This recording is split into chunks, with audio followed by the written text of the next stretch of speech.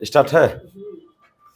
तो देखिए class 10th chapter चौथा द्विघात समीकरण। द्विघात समीकरण का 4.1 का दूसरा और 1 नंबर क्वेश्चन बता रहे हैं। तो दूसरा का 1 नंबर क्वेश्चन क्या है देख लेते हैं। निम्न स्थितियों को द्विघात समीकरणों के रूप में निरूपित कीजिए। यह जो क्वेश्चन है इसको द्विघात समीकरणों के रूप में निरूपित करना है। क्वेश्चन को हम पढ़ते हैं उसके बाद जवाब देते हैं। देखिए क्वेश्चन क्या है कि एक आयताकार भूखंड, पहले एक एक शब्द को हम समझते हैं। एक मतलब एक हो गया, आयताकार मतलब आयत के आकार। आयत का आकार जो होता है बाबू इस प्रकार से होता है, यह हो गया आयत के आकार। सुनिएगा ध्यान से। भूखंड, भू मतलब भूमि, खंड मतलब होता है टुकड़ा, मतलब एक आयत के आकार का टुकड़ा है, भूखंड है, का क्षेत्रफल 528 मीटर स्क्वायर। क्वेश्चन दिया है कि एक आयताकार भूखंड का क्षेत्रफल 528 मीटर स्क्वायर है। मतलब ये आयताकार भूखंड है, इसका जो क्षेत्रफल है 528 मीटर स्क्वायर क्षेत्रफल है। क्षेत्रफल मतलब ये पूरा जो क्षेत्रफल होता है इसको हिंदी में पढ़ते हैं 528 वर्ग मीटर कहिए या 528 मीटर स्क्वायर कहिए। क्षेत्रफल जब भी दिया रहता है वह स्क्वायर में रहता है, ठीक है। क्षेत्र की लंबाई, यह जो क्षेत्र है इसकी लंबाई चौड़ाई के दुगुने से 1 अधिक है। इसकी जो लंबाई है, लंबाई इसको मान लेते हैं और चौड़ाई इसको मान लेते हैं। क्षेत्र की लंबाई चौड़ाई के दुगुने से, चौड़ाई के दुगुने से मतलब जितना चौड़ाई होगा लंबाई जो है चौड़ाई के दुगुने से 1 अधिक है। मतलब क्वेश्चन फिर सुनते हैं, क्षेत्र की लंबाई चौड़ाई के दुगुने से 1 अधिक है। चौड़ाई हम मान लेते हैं कि 10 है या 20 है या 30 है। अगर बाद में हम मान लेते हैं कि चौड़ाई 20 है तो लंबाई क्या हो गया, चौड़ाई का दुगुने से 1 अधिक, तो 2 से गुना करेंगे चौड़ाई 20 और जोड़ 1, 20 दूनी 40 जोड़ 1 बराबर 41। फिर सुन लेते हैं कि सबसे पहले तो चौड़ाई को मानना होगा। वह कह रहा है कि लंबाई जो है चौड़ाई के दुगुने से 1 अधिक है। क्वेश्चन ने पूरा डिक्लेयर कह दिया है कि चौड़ाई के दुगुने से 1 अधिक है लंबाई। तो हमको चौड़ाई नहीं मालूम है कि उससे दुगुना से 1 अधिक है, तो चौड़ाई को आपको मानना होगा। मान लेते हैं कि चौड़ाई को x मान लेते हैं, तो इसका दुगुना तो 2x, इससे 1 अधिक, 1 अधिक मतलब 1 जोड़, देखिए चौड़ाई माने x तो लंबाई हो गया 2x प्लस 1। हम मानते हैं, यहां सॉल्व लिखते हैं। सॉल्व में लिखे माना कि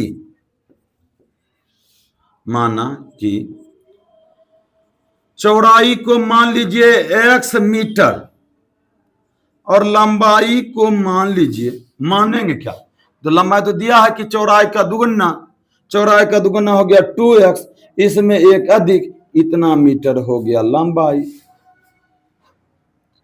और हमें भूखंड की लंबाई और चौड़ाई ज्ञात करनी है, लेकिन ज्ञात करने के लिए नहीं दिया है कि पहले दे दिया है कि सिर्फ इसको जो है द्विघात समीकरण में निरूपित करना है, बाकी कुछ करना नहीं।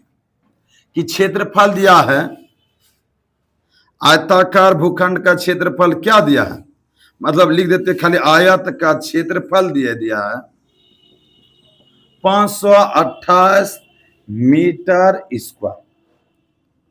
आप खुद समझ सकते हैं बाबू कि आयत का क्षेत्रफल होता है लंबाई गुना चौड़ाई। आयत का क्षेत्रफल क्या होता है बाबू?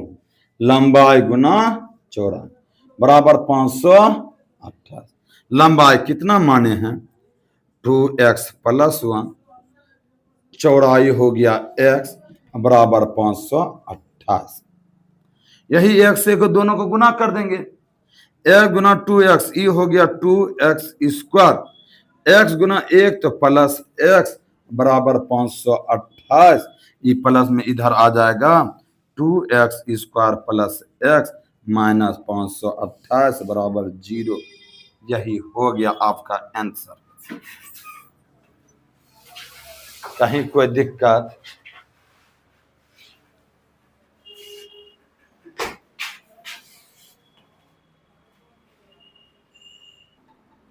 चलिए तो बंद कर दीजिए फैन।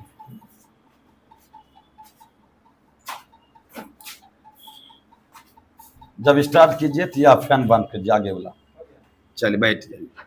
तो देखिए यह समझ में नहीं आया कि दिया है कि एक आयताकार भूखंड का क्षेत्रफल जो है 528 मीटर स्क्वायर है। कितना मीटर स्क्वायर है? हम लिख दिए 528 मीटर स्क्वायर। कोई दिक्कत? लाइन, इस लाइन को समझना है कि क्षेत्र की लंबाई जो है चौड़ाई के दुगुने से एक अधिक है। चौड़ाई का दुगुना से एक अधिक है। चौड़ाई को एक से मानिएगा या कुछ भी मान सकते हैं, उसका दुगुना, चौड़ाई के दुगुने से एक अधिक। चौड़ाई को x मानिए, y मानिए, z मानिए, 10 मानिए, 20 मानिए, लेकिन ज्यादातर हम चर को मानते हैं। चौड़ाई को x मान लिए और इसका दुगुना तो 2x, और 2x में एक जोड़ देंगे। कहीं कोई दिक्कत? तो कहीं कोई दिक्कत? तो यह हो गया माना कि चौड़ाई x, लंबाई हो गया कि चौड़ाई के दुगुने, चौड़ाई का दुगुना हो गया 2x जोड़ 1 मीटर, इतना मीटर। अब रही बात कि सर आयत का क्षेत्रफल हो गया 528 मीटर स्क्वायर, तो लंबाई गुना चौड़ाई बराबर आप लिख सकते हैं 528 मीटर स्क्वायर। कहीं कोई दिक्कत ना? कोई दिक्कत? तो देखिए लंबाई हो गया 2x जोड़ 1 मीटर। कहीं कोई दिक्कत? x metre. कहीं कोई दिक्कत? तो इतना गुना इतना करेंगे, ये m दोनों में कॉमन आ गया, ये x से दोनों को गुना कर दिए तो x गुना इतना किया तो इतना। क्या इतना पे डायरेक्ट m गुना m स्क्वायर लिख सकते हैं? लिख सकते हैं, यह m स्क्वायर हो जाता है। तो m स्क्वायर को कटा भी सकते हैं, तो हम उतना लिखे न, या इतना लिखने की कोई जरूरत होता नहीं। तो आप यहां से डायरेक्ट आप लिख सकते हैं बाबू कि लंबाई 2x जोड़ 1, चौड़ाई x बराबर 528। अगर यह मीटर लगाएंगे तो मीटर स्क्वायर दोनों कटेगा कि नहीं कटेगा? कहां पे बाबू? तो m गुना m, तो m स्क्वायर नहीं आएगा, तो m स्क्वायर आएगा तो m स्क्वायर नहीं कटेगा? कटेगा बाबू? तो यह लिखते हम नहीं है, यह हम नहीं लिखते हैं, बस डायरेक्ट आपको लंबा इतना लिखे, चौड़ा इतना लिखे, 528 लिखे, दोनों को गुना कर दिए, प्लस में था ये वाले का आगे माइनस, और मीटर और सेंटीमीटर के पीछे नहीं जाना है। और यही आपका क्या हो गया? आंसर हो गया। आप उतार लीजिए।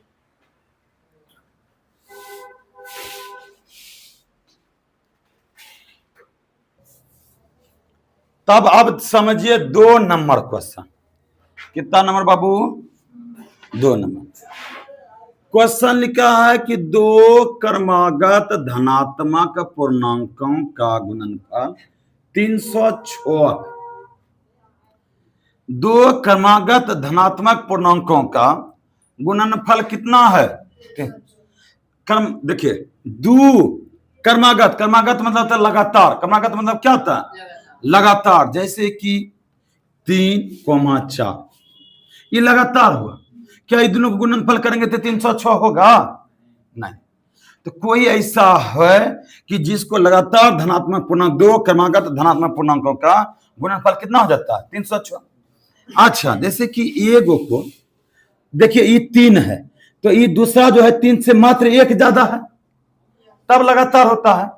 जैसे 6 और 7 लगातार है, तो एगो 6 है, इससे जस्ट 1 ज्यादा होता है कि 6 जोड़ 1 कितना होता है? 7। तो कहने का मतलब होता है किसी न किसी को हम x मानेंगे। मानना क्या होगा? क्रमागत हम मान लेते हैं, माना कि पहला धनात्मक पूर्णांक x है, तो दूसरा क्या होगा? x जोड़ 1, x जोड़ 1। लगातार जो होता है जैसे कि 7 8, ये लगातार है, क्या ये दोनों को गुना करेंगे तो 306 होगा? नहीं होगा।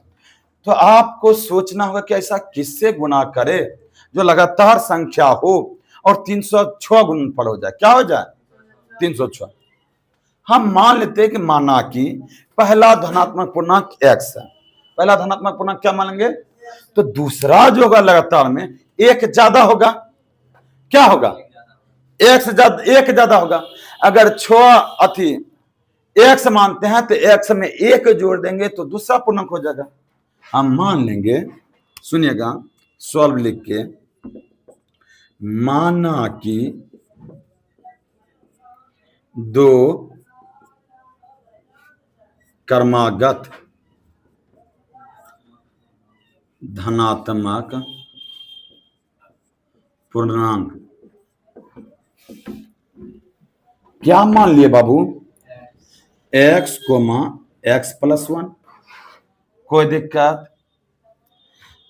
माना कि 2 क्रमागत धनात्मक पूर्णांक x, x प्लस, कहता प्रश्न से 2 क्रमागत धनात्मक पूर्णांक का गुणनफल 306 है। अगर दोनों को गुना करते हैं तो कितना होना चाहिए? 306। प्रश्न से लिख लेंगे कि प्रश्न कहता है, प्रश्न से कि x इंटू x प्लस 1 बराबर कितना? 306। यहां तक में कोई दिक्कत? पहले कह दिया कि 2 क्रमागत धनात्मक पूर्णांक, 2 क्रमागत मतलब लगातार होता है, समझे? 2 क्रमागत धनात्मक पूर्णांक x प्लस 1। अब इसको सिर्फ गुना करना है, द्विघात समीकरण बन जाएगा। x गुना x plus plus plus x बराबर 306, प्लस है ई बगल लेके आएंगे तो क्या हो जाएगा? माइनस 306 बराबर 0। यही द्विघात समीकरण हो गया। कहीं कोई दिक्कत? जी बाबू, इतने सा करना, इसको हल नहीं करना कि 2 लगातार पूर्णांक, क्या है कि पहले क्वेश्चन दे दिया है कि हल नहीं करना है, सिर्फ द्विघात समीकरण के रूप में निरूपित करना। कहीं कोई दिक्कत?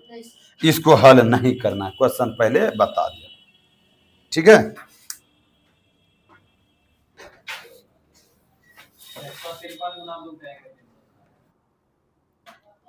चलिए 3 नंबर अब देखिए क्या है क्वेश्चन, कि रोहन की मां उससे 26 वर्ष बड़ी है। एक रोहन है, एक इसकी मां है। रोहन की मां जो है इससे 26 वर्ष बड़ी है। मान लेते हैं कि अगर मान लेते हैं रोहन का उम्र अगर 10 वर्ष होता तो उसकी मदर का उम्र कितना होता? 26 वर्ष बड़ी, तो कितना होता? 26 10 36 वर्ष। कहीं कोई दिक्कत? सुनिए कि भाई 26 जुड़ जाता है, रोहन की मां उससे 26 वर्ष बड़ी है। कहीं कोई दिक्कत? कि रोहन से जो है 26 वर्ष बड़ा। अगर रोहन का उम्र 20 वर्ष होता तो उसकी मां की उम्र जो है 20 और 26 40 वर्ष। चलिए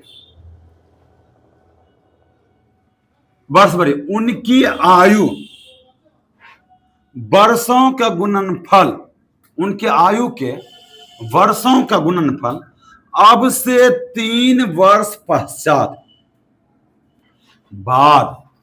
पश्चात में क्या होता है? अभी मान लेते हैं, अभी क्या रहता है कि रोहन का जो उम्र है 10 वर्ष मान लेते हैं, तो उससे 26 वर्ष बड़ा तो कितना हो गया? 36 वर्ष। कहता है 3 वर्ष पश्चात, 3 वर्ष पश्चात मतलब बाद, मतलब 3 वर्ष बाद, तो 10 में 3 वर्ष जोड़ेंगे तो कितना हो जाएगा 13। मैं तो यही कहता है कि 3 वर्ष जोड़ देना, कि 3 जोड़ना, कितना वर्ष होता है 13। तो इसमें भी 3 वर्ष जुटेगा, 39 हो जाएगा, ठीक है। 360 हो जाता है। कितना हो जाता है? क्या ये दोनों को गुना करेंगे तो 360 होगा? तो आपको जहां पे 10 माने थे वहां 10 नहीं मानना होगा, आपको क्या मानना होगा? x। अगर रोहन का उम्र x वर्ष है तो 26 वर्ष उसकी मां की बड़ी है, तो x जोड़ 26। कोई दिक्कत कि भाई रोहन का अगर उम्र x वर्ष है, उसकी माता की उम्र कितना वर्ष है? 3 वर्ष पश्चात, 3 वर्ष बाद, 3 पश्चात मतलब क्या होता है? बाद। तो 3 वर्ष बाद x में 3 जोड़ देंगे, 3x में 3x तो गुना हो जाएगा बाबू। x में अगर समझिए कि ये 3x जो है तो गुना हो गया, ऐसा कि 10 वर्ष अभी है और 3 वर्ष जोड़ना होता है, तो ऐसा कर जाए 3 गुना 10 30 वर्ष हो गया था। हाँ, तो x में 3 जुटेगा 3 वर्ष बाद, तो x जोड़ 3, ना कि 3x में। ये तो 3x का मतलब गया 3 गुना हो गया। ऐसा नहीं करना है कि अभी x वर्ष माने तो उसकी मां का उम्र हो गया x प्लस 26, 3 वर्ष बाद x जोड़ 3, और उसकी मां का तो x जोड़ 26 पहले था प्लस 3, तो हो गया x जोड़ 29। ये दोनों को गुना करते हैं तो कितना वर्ष होना चाहिए? 360। कोई दिक्कत? तो ये तो हम रफ में बताए, ये कहां बताए? अब चलते हैं हम सवाल की ओर। हम मिलते हैं सॉल्व। माना रोहन की आयु x वर्ष, रोहन की वर्तमान आयु लिख देते हैं। वर्तमान आयु कितना वर्ष? x वर्ष। अभी मान लेते हैं, तो मां की वर्तमान आयु इससे 26 वर्ष बड़ा है, x प्लस 26 वर्ष। कोई दिक्कत? 3 वर्ष पश्चात, 3 वर्ष पश्चात रोहन की आयु, 3 वर्ष पश्चात रोहन की आयु क्या हो जाएगा? 3x हो जाएगा। तब क्या होगा? x plus 3। अभी न समझा रहे छोटा कि बाबू 3x मतलब कि 3 गुना हो गया, तो x 3 वर्ष बाद x में 3 जोड़ देंगे। कोई दिक्कत? इतना वर्ष, 3 वर्ष पश्चात मां की आयु, तो मां की आयु अभी कहां कितना था? x प्लस 26, तो x प्लस 26 में 3 वर्ष जुड़ जाएगा, कितना? x plus. प्रश्न से क्या? प्रश्न से कहता है कि ई दोनों का जो गुणनफल है, किनका? ई और 3 वर्ष बाद का दोनों का गुणनफल वो 360। तो आप बताइए कि x प्लस 3 x प्लस 29 बराबर 300। अब ऐसा नहीं कि दोनों वर्ष लिखने के चक्कर में कहिएगा सर वर्ष कहां गया, समझे? जो ज्यादा दिमाग लगा लीजिएगा तो उसका गलत हो जाएगा कि भाई हाँ 103 वर्ष गुना 103 वर्ष, तो वर्ष लिखना। कोई दिक्कत? अब जो भी आपको गुना करने में लग जाए टाइम, गुना करने के लिए जानते हैं 1 गुना x, x गुना 29 x प्लस 3x, 29 गुना 3 करते हैं 9 27 का 7 बंकेल 2 3 6 2 बराबर 360। कोई दिक्कत? तो यह हो गया बाबू। नीचे नहीं दिख रहा है कि यहां तक दिख रहा है क्या? थोड़ा सा नीचे कर दीजिए, तो थोड़ा सा नीचे कर दीजिए बाबू।